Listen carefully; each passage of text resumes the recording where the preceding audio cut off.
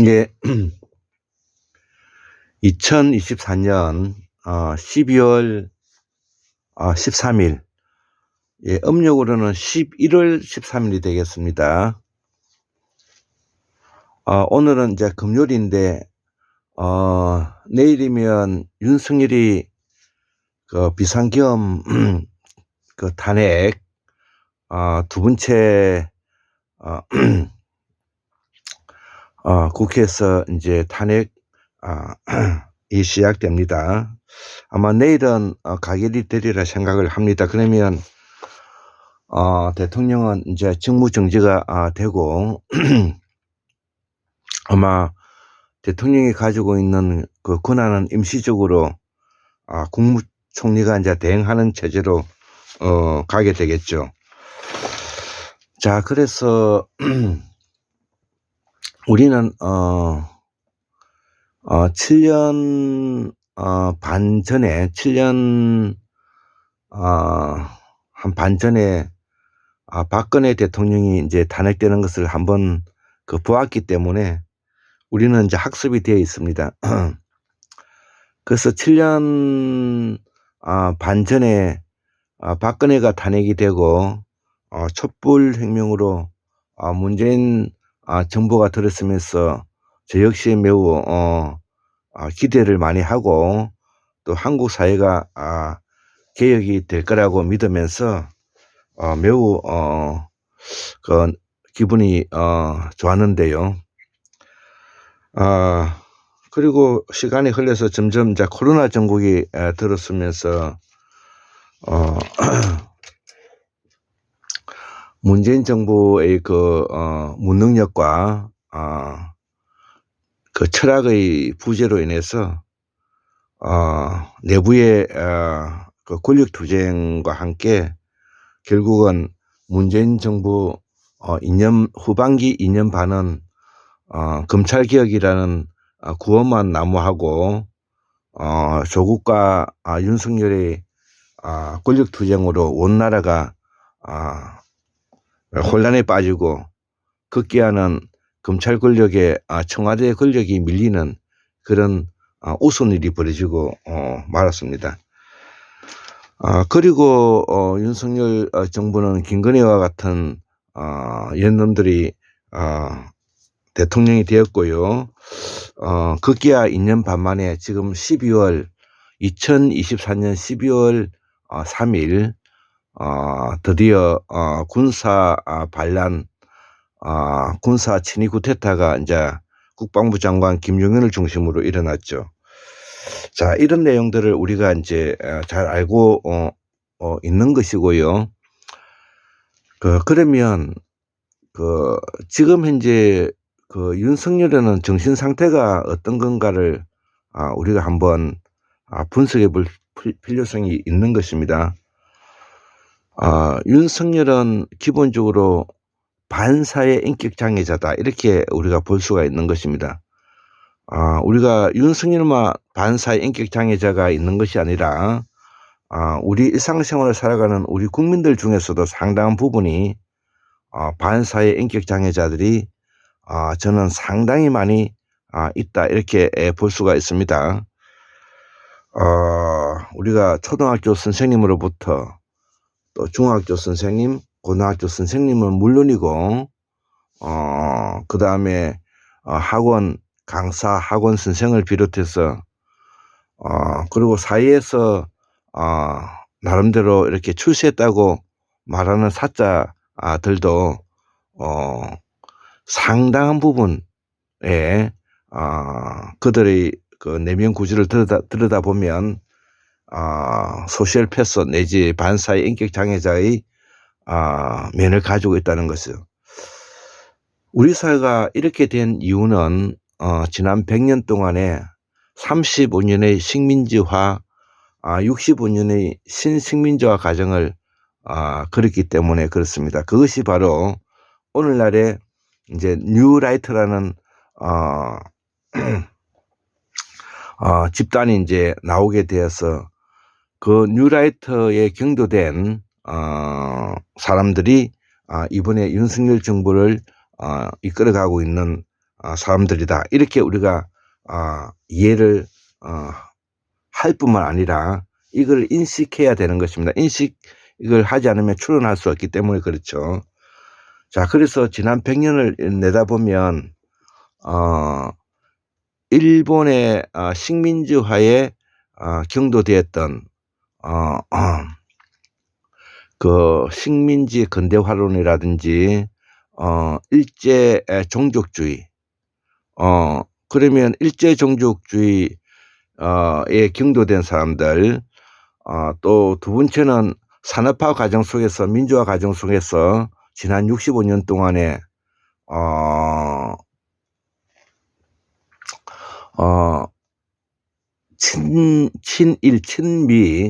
친미 종족주의자들, 그 다음에 산업화 근대화론, 이렇게 이제 또 설명할 수가 있겠죠. 자, 그러면서 이제 이들이 이제 3대에 이제 걸쳐서 지난 100년이니까 30년 이렇게 이제 나누어 보면 이제 지금 3대에 이제 와 있는 것이고요. 이번에 2023년도에 12월 3일 날 윤석열의 친위 쿠데타, 이 내란죄는, 군사 쿠데타는 바로 이들 지난 100년 동안에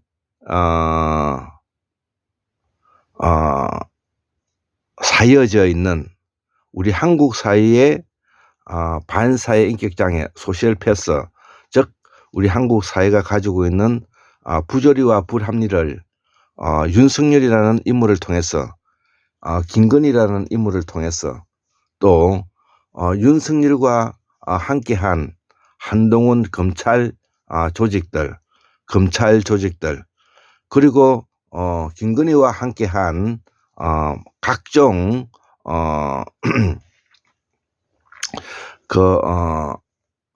세력들, 사람들, 이런 이 사람들이 이번에 1979년 12월 12일 이 군사 쿠데타가 일어난, 신군부 군사 쿠데타가 일어난 이후에 45년 만에 다시 한번 지금 현재 20대 30대에게 국헌 문명과 군사 쿠데타, 친위 쿠데타, 정치란 무엇인가, 한국 사회의 문제점을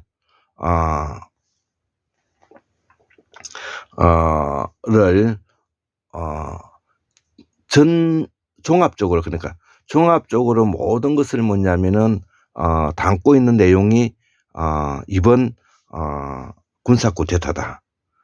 그래서 아마 내일이면 2024년 12월 한 14일 토요일이죠. 내일이면 아마 윤석열은 탄핵이 되리라 생각하고요. 또 윤석열은 지금 현재 1차, 2차, 3차, 4차에 걸쳐서 담화문을 이렇게 보면 한 인간이 어떻게 해서 미쳐 있는가를 우리가 그 담화문의 글의 내용을 보면서 우리가 알 수가 있는 것이죠. 자, 그래서 이 지난 100년 동안의 식민지와 신식민지화 과정, 일제 종족주의, 친미 종족주의에 우리가 경도된 삶을 살았기 때문에 이제 이 지난 여정을, 100년의 여정을 끊어내야 된다 이거죠. 자, 끊어내기 위해서는 그러면은 우리는 어떠한 생각과 사상과 철학과 이것을 우리가 해야 되는가. 이제 이 부분이 이제 남아 있는 것이죠. 자, 그래서 우리는 지금 이제 대한민국이라는 나라는 매우 그 복잡한 부분을 담고 있지만, 또 한편으로 말하면 매우 단순화되어 있는 부분도 또 있다는 것이죠. 자, 그래서 우리가 조금 이렇게 한국인 사람들이 지금 현재 어떤 생각을 가지고 또 어떤 그걸 가지고 있느냐 하면은, 일단은 기본적으로 아까 말한 일제 종족주의, 그 다음에 친미 종족주의, 이게 이제 대표적으로 이제 되어 있고요.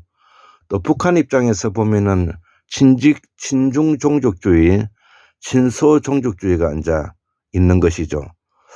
그 다음에 이제 안에 이제 우리가 민족주의가 이제 있는 것이고, 이렇게 친일 종족주의, 친미 종족주의, 친중 종족주의, 친러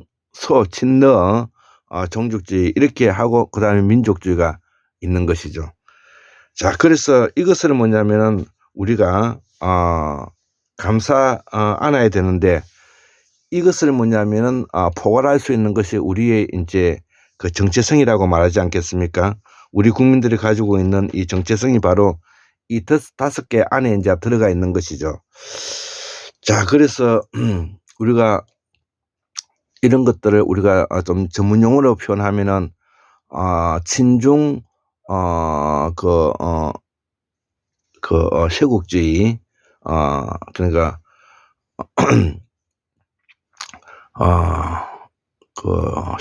친중 쇄국주의 가 있고, 그 다음에 친서 공산주의 파가 있고, 그 다음에 친일 부역자들이 있고, 그 다음에 친미 기독교 파가 있고, 그 다음에 민족주의 파가 있다. 이렇게 이제 설명할 수가 있는 것이죠. 자, 그러면 이런 우리의 그 정체성, 소위 말하는 아키타입, 우리의 정체성을 가져야 되는데, 이 정체성이 바로 무엇인가? 그것은 바로 우리 한국민, 즉 소위 말하는 조선민에 있어서 가장 대표적인 것이 그것이 샤먼 제국의 부활이라는 것입니다. 샤먼 제국의 부활이라는 것은 우리가 지금 현재 알고 있는 이름을 장명하고 그다음에 그 관상을 보고 사주팔자를 논하는 것이 아니라 우리가 유구하게 오랜 시간 동안에 우리의 정체성을 가지고 우리의 기본적인 틀을 유지해왔던 우리의 정체성을 말하는 것입니다. 그 정체성이 바로 한 4-5가지로 이제 정리가 되는데요. 우리가 1920년대 동아일보에 뉴스 라이브러리에 나왔던 내용이 이제 그 내용인데요. 첫째는 세계 언어의 종주국이라는 것입니다. 세계 언어의 종주국. 두 번째는 세계 종교의 우리가 모든 세계 종교는 우리 조선에서 나갔다는 것이죠. 유불선도 다 포함해서 말하는 겁니다.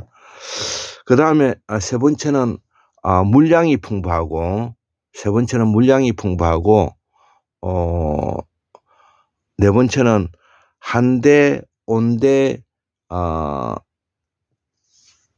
열대가 함께 고루 퍼져져 있는 것을 말해요. 이 말은 무슨 말인가 하면, 우리가 샤먼 제국에 있어서 가장 기본적인 것이 바로 제도적으로는 삼지제도인데, 삼지제도라는 것은 생산자, 군사, 그 다음에 제사, 이거를 이제 삼지제도라고 말을 하고,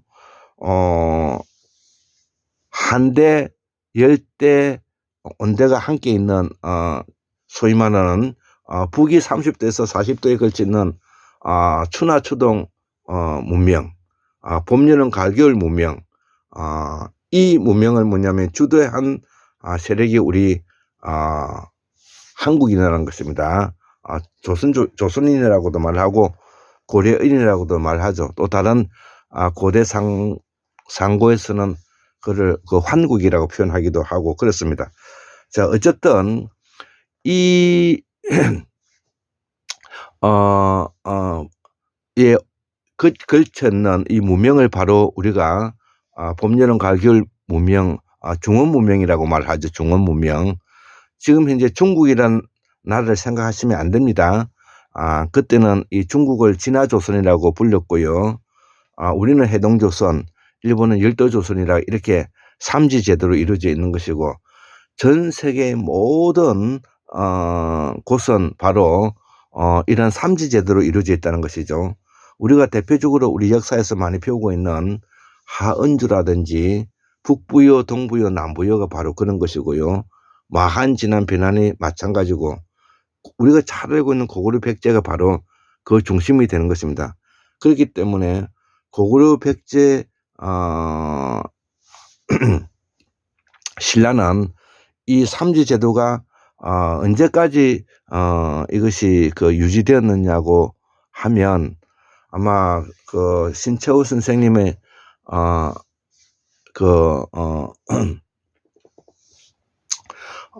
조선사 상고사에서도 이야기하고 있지만, 이 제도가 우리나라 지금 이제 1972년도 70년도에 새마을운동, 그러니까 박정희가 새마을운동을 하기 전까지 이 고조선 시대 때 삼지 제도의 형태가 제도가 유지되었다는 것입니다. 즉 다시 말하면 박정희의 산업화와 함께 이제 이것이 달라진 것이죠. 그러면 그전에는 이 농사를 중심으로 하고 있는 농경사였기 때문에 이 삼지 제도가 작동되지 않으면 안 되는 것입니다. 자, 그렇기 때문에 우리가 살고 있는 조그마한 마을에 있는 동네만 가보더라도 거기에는 양반이라고 말하는, 소위 말하는 제사장급이 되는 그런 촌장이 있고요. 그 다음에 이 무당이나 전바같이 점쟁이들이 또 한 그룹이 있고요. 또 한 그룹은 뭐냐면은 완력을 쓰는 사람, 완력을 쓰는 사람과 더불어서 큰 소리 치는 생산자 그룹이 있고, 이제 이 그룹 세 분류가 이제 우리 이 마을을 지탱해 주고 있는 것입니다. 그래서 그 마을에는 선앙당을 중심으로 우리가 봄, 여름, 가을, 겨울에 또 음력, 달력을 중심으로서 우리가 정을 대보름 일도 하고 이렇게 살았던 것이 바로 이 고조선 문화인 것입니다. 자, 그렇기 때문에 이것이 바로 샤먼 제국의 부활이라는 것입니다. 그래서 샤먼 제국의 부활 속에는 샤먼의 제국과 샤먼의 문명, 샤먼의 제도와 샤먼 사상이 있는데, 이거를 우리가 공부를 하고 있지 않기 때문에 우리가 지금 현재 지난 100년 동안에 두 가지의 이데올로기를 가지고 있는 것이죠. 그 하나는 바로 자식 출세시키는 것. 이것은 바로 왜 자식 출세시키는 것이 나왔느냐 하면은, 우리가 하도 식민자의 그 피해를 많이 입고 억울하기 때문에 출세해야 된다는 것입니다. 출세해야 된다. 하도 뭐냐면은 핍박받아 가지고 우리 자식들이 뭐냐면은 출세해야 된다. 그래서 인사가 너 아들 서울대학교 나왔느냐, 이렇게 뭐냐면은 이야기를 하는 것이죠. 그 사람이 뭐 인격이 어떻고 사람이 좋고 이거는 부수적인 것이고, 일단은 뭐냐면은 너가 아들 좋은 대학교 나왔느냐, 서울대학교 나왔느냐, 좋은 직장 다니느냐, 이것이 이제 그런 것이죠. 여기에 더 나아가 가지고 만약에 서울대를 나오고 판검사가 되면 그 자식이 판검사가 부모의 권력이 되는 이 사회가 우리 사회였던 것이죠. 두 번째는 이제 또 돈 버는 거죠. 돈 버는 거. 그래서 인사가 너가 아파트 몇 평이냐, 집이 몇 채냐, 이렇게 이제 하는 거죠. 그래서 우리가 바깥에 나가가지고 우리 또래, 지금 현재 60에 걸쳐 있는 우리 또래, 그 다음에 우리 아버지 지금 80에 걸쳐 있는 이 사람들 이야기하면 모든 것들이 이 두 가지를 벗어나지를 않는 것입니다. 예, 여기에서 우리가 사고가 정지돼 버린 것이죠.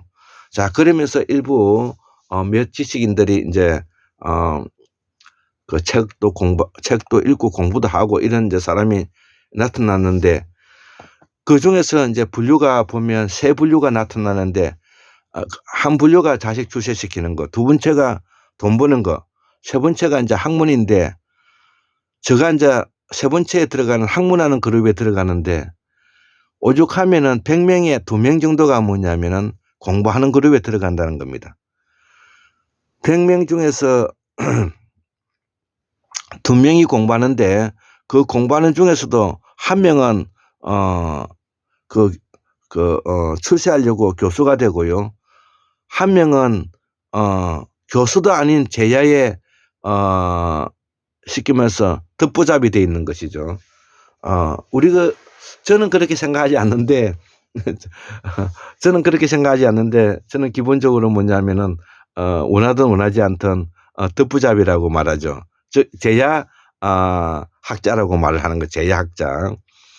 그러니까 지금 인제 우리가 공부하는 그룹 100명 중에서 1명은 교수가 돼 있는데 그 전형적인 사람이 인제 이번에 오늘 조국 그 법무부 장관이었던, 또 지금 인제 조국 혁신당 대표이고 국회의원이었던 조국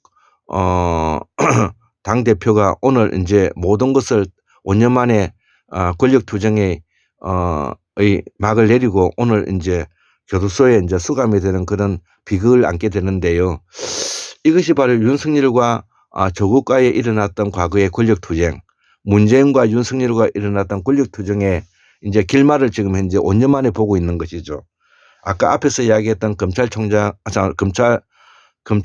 개혁 때문에 촛불 혁명이 시작되고 그 많은 국민들이 뭐냐면은 길거리에 나와 가지고 국력을 낭비하고 했던 그 원인을 제공했던 사람이 누구냐? 그것은 바로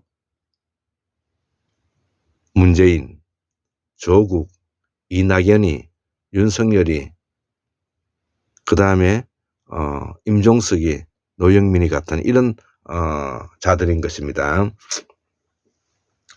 자, 그래서 지금 현재 우리 한국 사회는 이런 사회로 돼 있는데, 지금 이제 한국을 이끌어갈 수 있는 엘리트 집단은 유일하게 100명 중에서 2명인 중에서도 1명 1%에 들어가고 있는 소위 말하는 듣보잡이라고 말하는 이 제야 학자들에 의해 가지고 우리 한국 사회가 이끌어져 갈 수밖에 없다.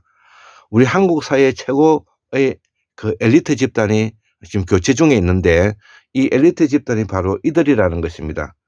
대표적으로 우리가 예를 들면은 율곡 이준재 선생님을 포함해서 뭐 유창균 선생님도 계시고요, 박문호 박사님도 계시고요, 그다음에 공우 강사한 박사님, 서편에서 공부하고 있는 우리 뭐냐면은 고수 선생님, 그다음에 우리 부천에 지금 현재 함께 살고 있는 유근춘 선생님, 그다음에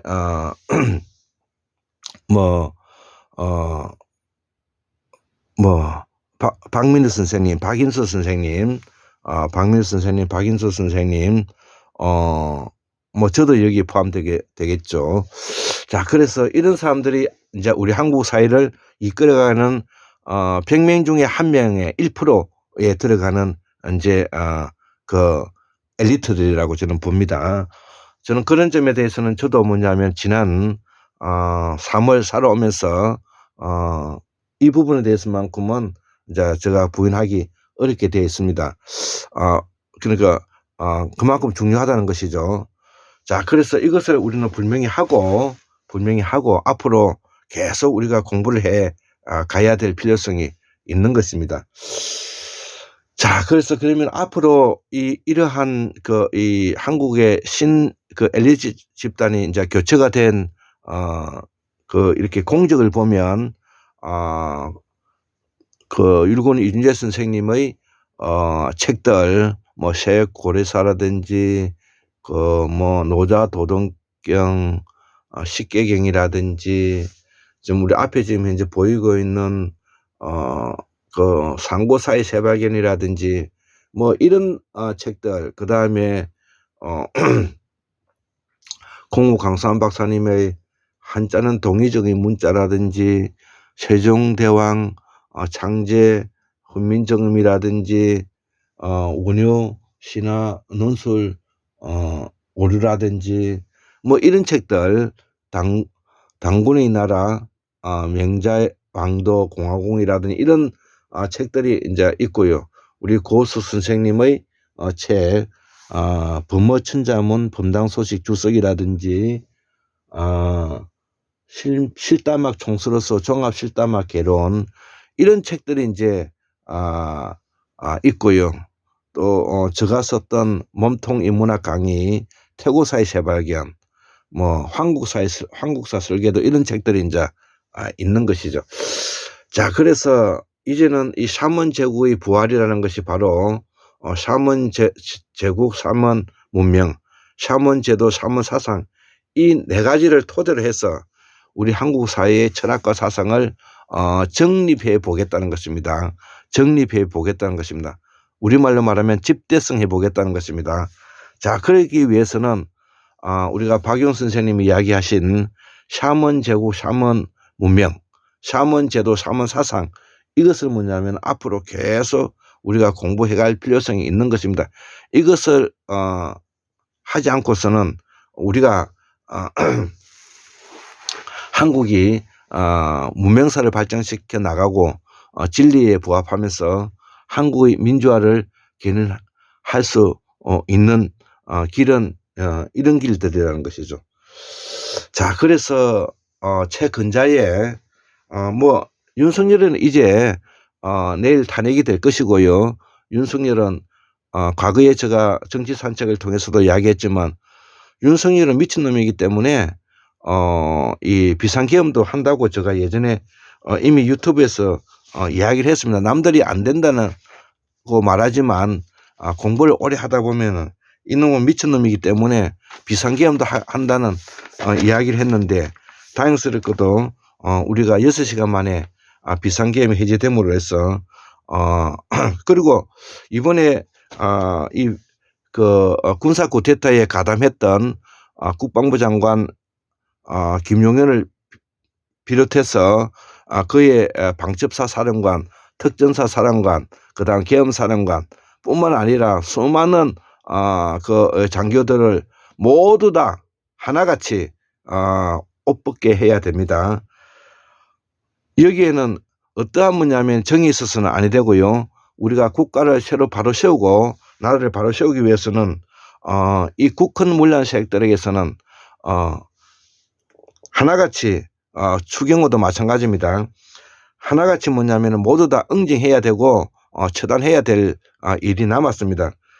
여기에 어떠한 뭐냐면은 한국인들이 가지고 있는 기본적인 그 정에다가 오늘날까지 뭐냐면 다시 우리가 과거에 전두환 노태우를 만약에 처단했다면, 또 일제시대 때 일제 부역자를 처단했다면, 그리고 우리 한국 사회에 많은 우리가 관료 사회에 부역했던 자들을 우리가 처단했다면 이런 일이 일어나지 않죠. 그렇기 때문에 오늘날의 이 문제를 일으킨 것은 그들 기득권 세력들이 단 한 번도 응징당하지 않았다는 것입니다. 한 번도 응징당하지 않았다는 것 때문에 오늘날의 우리 한국의 기득권 세력들이 저렇게 뭐냐면은 발광하고 있는 이유다. 그렇기 때문에 이들은 그야말로 어마어마한 고통과 어마어마한 아픔과 어마어마한 이 삶이 고단한가를 직접 맛보게 하는 그런 응징이 있어야 된다. 저는 그렇게 이야기하고 싶습니다. 더 심한 말을 하고 싶지만 인권 유린적 말이 되기 때문에 제가 피하도록 하겠습니다. 자, 그래서 이제 대한민국은 이재명 당대표를 중심으로 해서 우리가 정경사교국이라 하는데, 여기 언론까지 포함해가지고 정치개혁, 경제개혁, 사법개혁, 교육개혁, 국토개혁, 그 다음에 언론개혁, 요거는 최동석 인사조직연구소장님께서 이렇게 제시하고 있는 철학과 사상인데요. 정치개혁, 경제개혁, 그 다음에 사법개혁, 교육개혁, 국토교육, 언론개혁을 우리가 과감하게 실행해 나가야 됩니다. 지금부터. 지금 이제 이재명 당대표께서 지금 현재 경제인들을 만나고 있다는 것은 바로 한국을 바로 잡겠다는 의미가 돼 있고, 이미 시작이 된 것 같습니다. 이런 면에서 보면 이재명 당대표는 정말로 뭐냐면은 순발력이 있고 총명하다, 저는 그렇게 생각합니다. 자, 그래서 과거에는 우리가 촛불혁명으로, 문재인 촛불혁명으로 나라를 다시 한번 도탄에 빠지게 만들었던 일인데, 이번에 두 번째 이 촛불혁명과 함께 윤석열 탄핵과 함께 새로운 또 기회를 맞이했는데, 여기에는 바로 이걸 이끌고 있는 사람이 누구냐, 문재인이 아니라 이재명이라는 점에서 저는 안도하고 있습니다. 그렇기 때문에 이재명은 문재인과는 완전히 다른 사람이죠. 문재인은 아주 무능력하고, 아주 뭐냐면은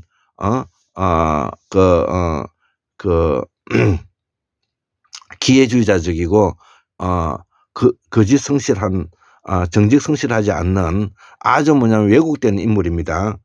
이낙연을 비롯해서 조국도 마찬가지고요. 우리가 앞에서 말한 윤석열, 이 다 한통속입니다.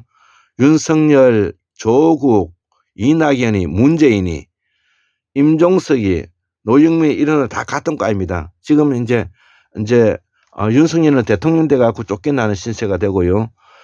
조국은 5년 만에 지금 현재 교도소에 들어가게 되고요. 문재인은 지금 현재 양산 평사만에 싹 소문 가지고 살아가고 있죠. 개새끼죠, 개새끼. 예. 문재인, 나는 제일 싫어하는 놈이 문재인입니다. 자, 그래서 이낙연은 그거는 사람이 아니고요. 임종성은 바로 그 학생운동권의 대부잖아요. 얘들은 뭐냐면은 환영적 우울감에 빠져가지고 뭐냐면 지위에 사람이 없어. 국가를 어떻게 운영하고 어떻게 뭐냐면은 갈 것인가는 철학과 사상이 전혀 없는 환영적 우울감에 빠진 놈이다. 노영민도 마찬가지고요. 아이, 개새끼들 진짜로. 지난 생각을 하면은 내가 아주 뭐냐면은 머리가 지금 이제 지근지근합니다. 자, 그래서 노빠를 이은 문빠들은 몰락했는데요. 패족이 되었죠, 패족.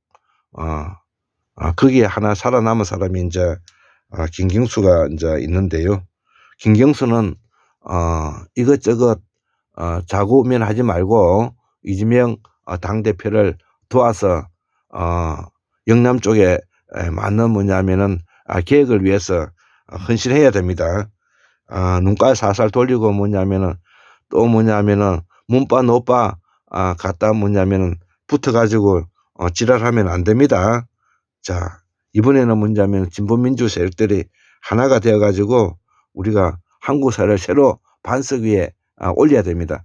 앞으로 100년을 좌우할 시간이 바로 이 시간들이라는 것을 명심해야 될 것입니다. 자, 그래서 오늘 2024년 12월 14일 토요일 날 윤석열 탄핵은 가결될 것이고요. 대한민국은 새로운 설계를 해야 된다 이거죠. 아까 정경사기국 플러스 언론개혁까지. 이번에 완전히 나라를 새로 뜯어고쳐야 합니다. 자, 그리고 이번 기회에 우리가 잘 알았지만 얼마나 많은 한국의 극우 세력들, 소위 말하는 기독교 원리주의 정치 목사 정광훈이 그 다음에 기독교 원리주의에 바탕을 두고 있는 아까 친미 종족주의자들, 우리가 일명 다른 말로 말하면 친미 종족주의자, 다른 말로 말하면 친미 기독교 학파라고 말합니다. 친미 기독교 학파. 이들이 뭐냐면은 미국 태극기 들고 나와가지고 막 흔들고 하면서 하는 윤석열과 같은 거구 행동을 하는 행동이, 이게 다 그들 것 같은 하나의 뿌리를 두고 있는 자들입니다. 그래서 뺄갱이로 몰아가지고 다 죽이겠다는 거 아닙니까, 이번에 이 이야기가. 자, 그래서 이 미국 종족주의, 일본 종족주의, 식민지 근대화론, 그 다음에 우리가 산업화 근대화론이 다 뭐냐면은 이런 내용들입니다. 이제는 이것을 새롭게 삼원제국의 부활이라는 이름으로 우리의 정체성을 확인해서 1920년도 동아일보 뉴스 라이브러리에 나와 있는 세계의 모든 언어와 철학과 사상이 우리에게 나오고, 그 다음에 세계의 모든 종교가 우리의 에서 나오고, 그 다음에 물량이 풍부하고, 네 번째 한대, 온대, 열대가 함께 있는 소위 말하는 지중해 문명권, 그 다음에 서해 태평양 문명권, 그 다음에 미주의 5대5 문명권을 우리가 그걸 봄, 여름, 가을, 겨울 문명권이라 말하고春夏秋冬 문명권이라 말하는데, 이거를 중원 문명이라 말합니다. 중원 문명. 봄, 여름, 가을, 겨울이 있는 북이 30도에서 40도에 걸쳐 있는 이 문명권이 바로 세계를 이끌어왔던 샤먼 제국의 샤먼 문명, 샤먼 사상, 샤먼 철학의 문명권이다. 예, 이것이 우리가 1차 대전, 2차 대전을 거치면서 오늘날에 우리 대한민국에 지금 현재 정착되었다는 것입니다. 일도에 가면 일본이 이제 정착되었던 이유도 이제 그런 것이 있고요. 중국은 생산자 그룹으로서 지금 현재 중국이 바로 뭐냐면은, 중국이라고 말하는 것이 이게 이제 진화조선인데 대명조선이라고도 말을 하고요. 이것이 바로 뭐냐면 큰 지금 현재 대국이 되어 있죠. 그것은 바로 모택동이라는 탁월한 인물에 의해 가지고 지금 그 중국이 뭐냐면은 대제국을 이루고 있다는 것을 우리가 생각해 봐야 되겠습니다. 하물며 우리는 해동조선으로서 또 동국조선으로서 우리가 가지고 있는 그 정체성을 가지고 샤먼 제국의 부활 아래 우리가 앞으로 이러한 중원 문명권을, 중원 문명권이 다른 것이 아니라 봄, 여름, 가을, 겨울 문명을 말합니다. 세계 언어의 뿌리가 우리에게 있고, 세계 종교의 뿌리가 우리에게 있고, 물량이 풍부하고, 네 번째 봄, 여름, 가을, 겨울이 함께 골고루 있는 바로 문명권, 지중해 문명권, 그 다음에 서해 태평양 문명권, 5대5 문명권, 이 문명권이 바로 우리가 주름 잡았던 우리의 역사라는 것입니다. 자, 그렇기 때문에 이 문명권은 모든 온누리에 퍼져서 바로 삼지 제도를 바탕으로 해서 삼원 이런 전체로서 이루어져 있다는 것이다. 우리가 자, 그래서 이 신식민지화 이론, 미국식 민지 이론을 말을 하는 겁니다.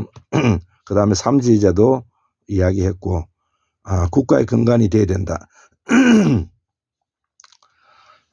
그 다음에 샤먼 제국의 부활은 바로 샤먼 제국 문명, 제도, 사상이 이루어져야 된다. 이런 것들 우리가 앞으로 이끌어가고 학문하는 1%인 엘리트 집단이 이끌어가야 되지 않나.